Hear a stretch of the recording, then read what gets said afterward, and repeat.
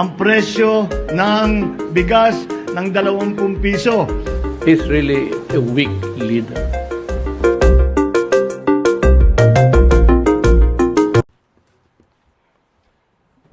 First question, Pia Gutierrez, ABS-CBN. Hi, ma'am. Magandang umaga. Ma'am, can we get Malacanang's reaction to the decision of the Timor-Leste Court of Appeals to reject the request of the Philippine government for the extradition of former Congressman Arnolfo Teves Jr. At ano po yung susunod na mga legal actions na gagawin ng gobyerno tungkol dito? Medyo nagulat po ang administrasyon, lalo-lalo na po ang DOJ patungkol po dito dahil ayon po sa kanila ay nagawa naman po nila lahat at naibigay po lahat ang mga ebidensya at mga records po para po mag-grant ang extradition. Naipakita rin po nila na wala po tayong ngayon na death penalty at ito'y suspended, pero dahil po dito nagkaroon po sila ng pagsusuri at in a way, nagtaka rin po dahil sa pangalawang beses po ay talaga nag-grant po yung petition natin for extradition. At lumalabas nga po ay itong apila lamang po ang nag-grant po para pabor po kay dating Congressman Teves. At ang naging issue lamang po yata dito ay mga teknikalidad patungkol po dun sa umiiral na batas sa atin. Pero ayon po sa DOJ at nakausap po natin si ASEC Mico, ay mag-aapila po sila, magpa-file po sila ng appeal sa Court of Appeals po ng Timor-Leste. May reaction na po ba tungkol dito si Pangulo? Hinayaan na lang po natin muna sa DOJ kung anong dapat gawin. Yun po ang ayon sa Pangulo. Ma'am, dun sa decision, the Timor-Leste court cited a provision in their constitution which prohibits extradition if there is a, quote, well-founded risk of being subjected to torture, inhuman, degrading, or cruel treatment.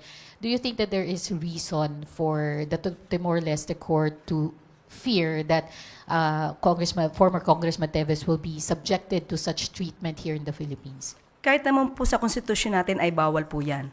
Kaya nga po nung sila po ay naglahad ng kanilang mga ebidensya, ang ating administrasyon through DOJ, ipinakita po natin ang lahat ng mga ito ay hindi po mangyayari sa ating administrasyon. At nagtataka nga po sila at kung bakit kaya na baliktad po ang unang desisyon po ng Korte po ng Timor-Leste. Kaya po sa pamamagitan po ng appeal na kanilang isasampa, ipapakita po nila na dapat po talaga mag-grant ang extradition. Follow-up question from Maricel Halili. Good morning, ma'am. One quick follow-up lang. Gaano kalaking setback ito in terms of the investigation against Congressman Teves?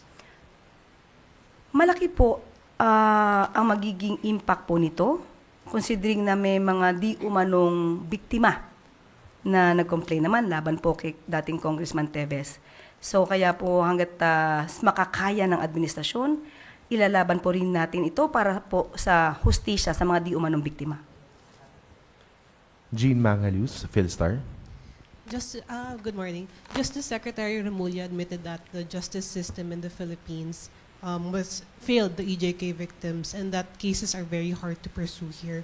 So are we still capable of pursuing drug war cases beyond former President Duterte? How are we looking for accountability for other drug war suspects? Sa ngayon po, hindi po tayo tumitigil na magbigay ng hustisya. Hindi din po natin tinitigilan ng paglaban sa mga illegal na droga. Kakayanin po natin to at hindi po tayo magsasawalang bahala po patungkol dito. Quick follow-up. Are we taking specific steps to address the supposed systematic lapses in the justice system?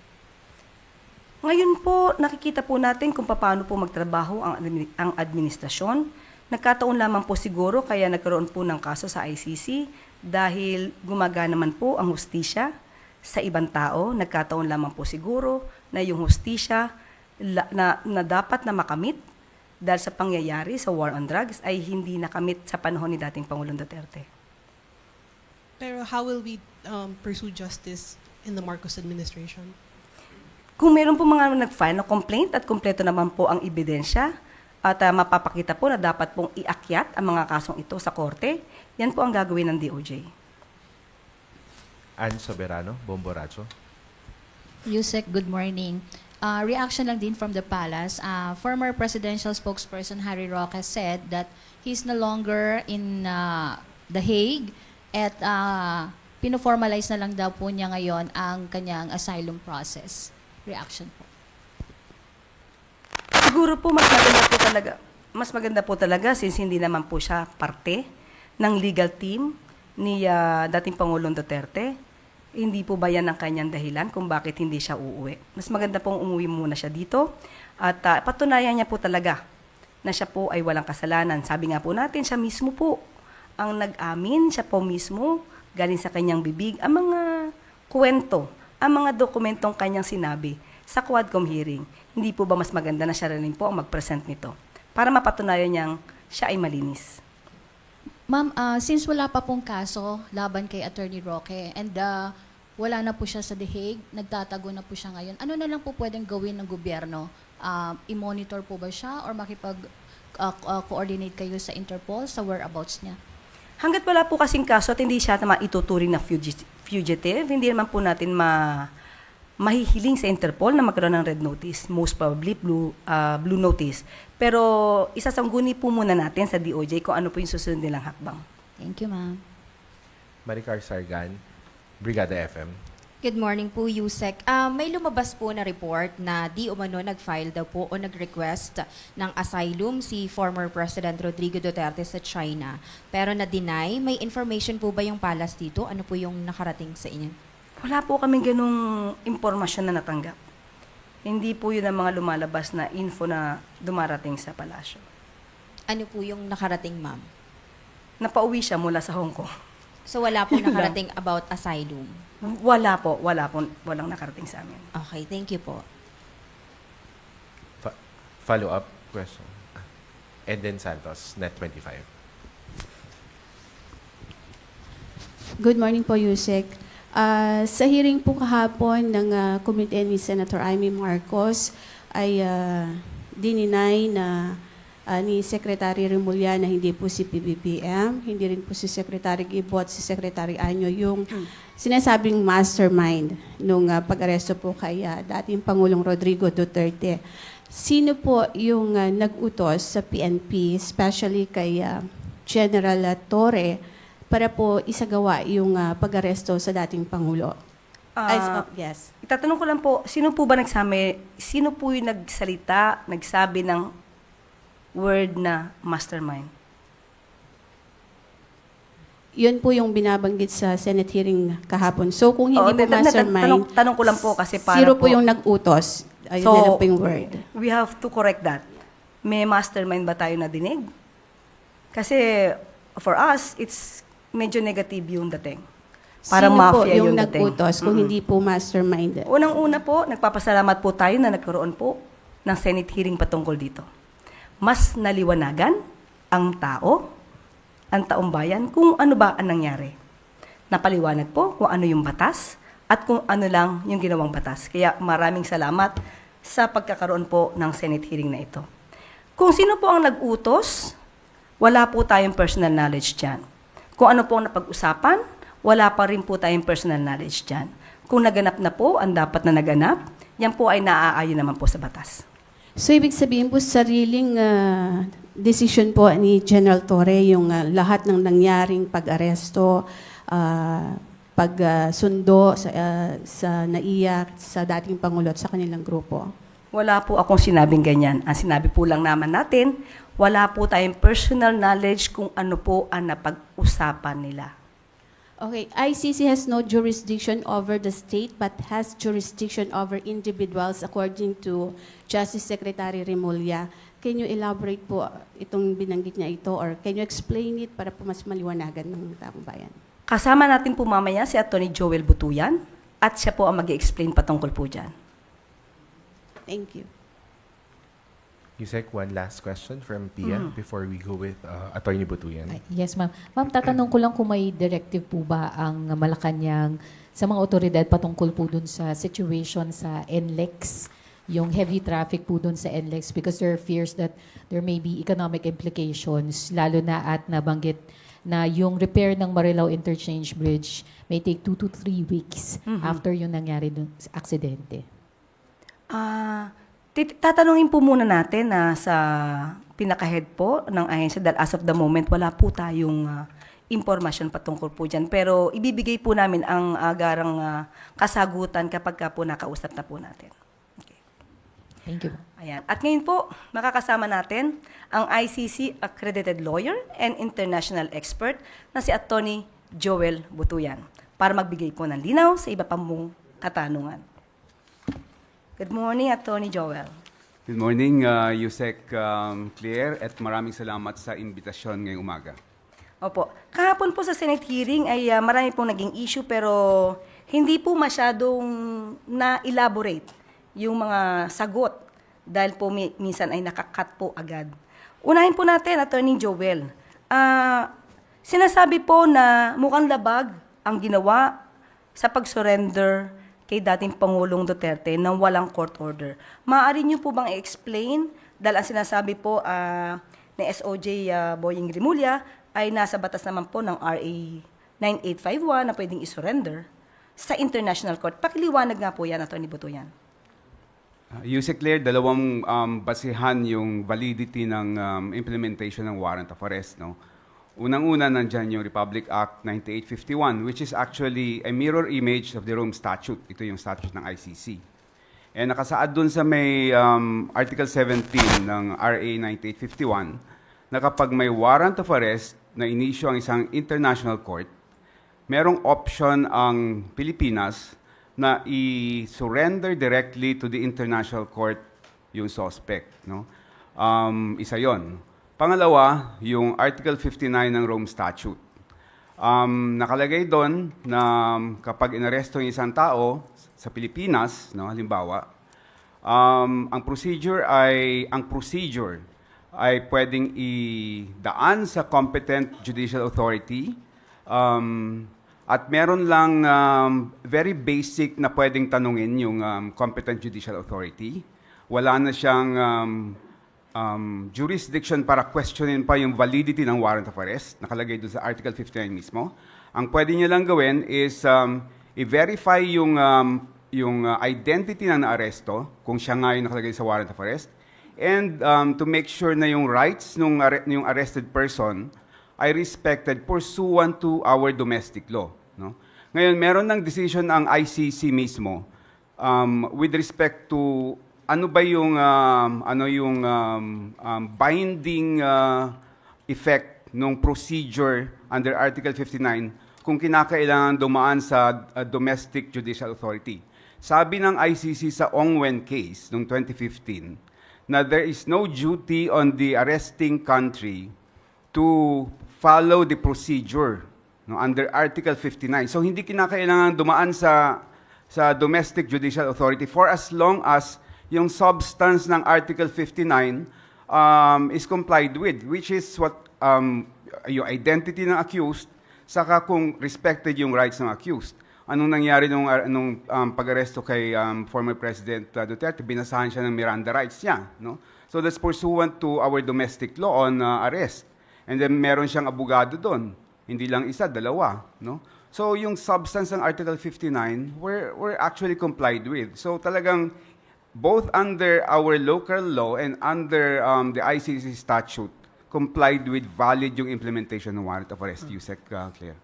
Ibig sabihin, Attorney Butuyan, kahit hindi po tayo miyembro dito sa ICC, at ang ginamit natin primarily ay ang ating batas ng RA 9851, kung itatanungin pa rin nila kung may substantial compliance tayo dito sa Article 59 ng Rome Statute, ibig sabihin, nakapag-comply tayo, although hindi yun yung ginamit natin na batas, kundi yung RA 9851. Ganun po ba yun? Tama yun, Yusek Claire. No? We fully complied with our domestic law dahil nga merong discretion yung Philippine government to directly surrender the suspect to the international court. Okay, so hindi po kailangan na ng court order, katulad ng sinabi niyo po. Sa batas ho natin, hindi na kailangan ng court order. Meron po, siguro nadinig niyo po sa hearing kahapon, sinasabi po ni VP Sara na ito daw ay maliwanag na warrantless arrest dahil daw ang warrant of arrest ay dapat daw nagmumula sa local courts ng Pilipinas. Ano po masasabi niyo po doon? Meron hong warrant of arrest. It was issued by an international court na naging miyembro tayo. No? So, hindi ho totoong warrantless arrest ito dahil talagang merong warrant covering the arrest of the former president. Ini-issue rin po na sabi po ni Senator Amy dahil ang una yatang pinakita ay i-warrant. Ano po masasabi nyo sa batas po natin patungkol dito sa i-warrant of arrest? Claire, sa batas mismo natin, hindi kailangang ipakita yung physical warrant of arrest at the time of the arrest. No? For as long as there exists the warrant of arrest, no? Pwede mag-aresto. In fact, pwede na sa atin yung e-warrant na sinasabi doon sa may revision ng ating rules of court. No? Even sa ICC mismo, hindi kailangan ipakita yung physical warrant of arrest dahil po pwedeng e-warrant din yan.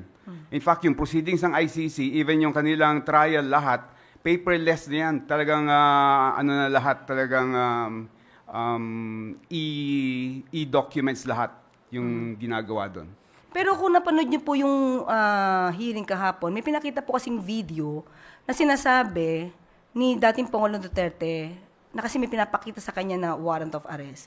Parang sinabi niya na, bakit niyo ipapakita sa akin yung papel na yan? So it means meron din physical copy ng warrant of arrest na pinakita sa kanya? Tingin ko, prinit yung e-warrant na yon at pinakita sa kanya, and valid ho yung ganong klaseng procedure. Valid po yun. Aha. Apo. At ito pa po, attorney, sinabi po nila na ni VP Sara, lumalabas daw pong ito ay extra rendition lamang. Ano po masasabi niya doon? Yung extra rendition ay yung pag-aresto ng parang isang terorista na isusurrender sa isang country, no? Sa ibang country, hindi sa international court, no? Dito doon walang warrant of arrest yung extra rendition. Ito meron hong warrant of arrest issued by an international court. And hindi ito country to country. So, hindi ho extra rendition yung nangyari dito. At isa pa po, pinag-uusapan din po yung diffusion at saka po yung red notice. Ang sabi po kasi, ang natanggap po nila ay yung wanted person diffusion. So, ano po sa tingin niyo po, nakapag-comply po dahil hindi daw po red notice ang natanggap? Ano po yung masasabi niyo po doon? Para sa akin, Yusek Claire, yung Interpol actually is just an international coordinating organization. No? Hindi siya talagang yung may power to really have a warrant effected. No? Siya lang yung nagko-coordinate na para maibigay yung warrant of arrest na galing sa either isang country or isang international court and idadaan papunta dun sa may country na may custody ng suspect. No? So whether it's diffusion or red notice yan, it doesn't matter kasi talagang kung yung red notice, binibigay yan shotgun sa lahat ng mga members ng Interpol. No? Yung diffusion, usually country to country yan. No? Pero regardless of the terminology, coordinating agency lang, organization lang yung Interpol. Ang mahalaga is valid warrant of arrest yung binigay ng Interpol sa atin, no, regardless of how it gave it to us. So in other words, Attorney Butuyan, kapag ka wanted person diffusion at may nakalagay doon ang papatulong para arrestuin, kailangan pa rin po makipag-coordinate ang gobyerno natin sa Interpol? Pwede hong kailangan may pag-coordinate din dahil member tayo ng Interpol, no? Pero kagaya nga ho na sinabi ko, kung sinerve yan sa atin ng Interpol, ibig sabihin valid yung warrant of arrest na yan. No? And meron talaga tayong obligation na i-implement yung warrant of arrest na yan. Tinanong din po kasi ni Senator Amy, kapag ka daw po hindi tayo nakipag-coordinate sa Interpol, ano po yung maaaring maging consequence nito? Pwede hong sa susunod na sila naman yung may kailangan, hindi naman tayo pagbibigyan, no, ng Interpol kung sakaling meron tayong request for extradition halimbawa or implementation of a warrant ng halimbawa ng citizen natin or any foreigner who commits a crime in the Philippines, and we request for the custody of that suspect or that accused, pwede tayong hindi pagbigyan because we violated our commitment sa Interpol. Meron pa po kayong nais na idagdag, yung panghuling salita patungkol po dito sa silbi ng warrant of arrest at pag-surrender kay dating Pangulong Duterte sa ICC? Nakita naman natin yung pag-serve ng warrant of arrest, no. Naka-video nga lahat yung mga pangyayari. And kung ikukumpara natin yung pag-serve ng warrant of arrest kay former President Duterte sa pag-serve ng warrant of arrest sa ordinary suspect or criminal sa Pilipinas, sobrang nakakalamang si former President Duterte. In fact, ang daming privileges that were extended to him, no, over and beyond what is required by law. So, sa substance, wala talagang na-violate and valid yung implementation ng warrant of arrest. Okay, maraming salamat, Atty. Butuyan. Salamat din po. At dito na lamang po nagtatapos ang ating briefing. Maraming salamat, Malacanang Press Corps, at magandang umaga sa Bagong Pilipinas.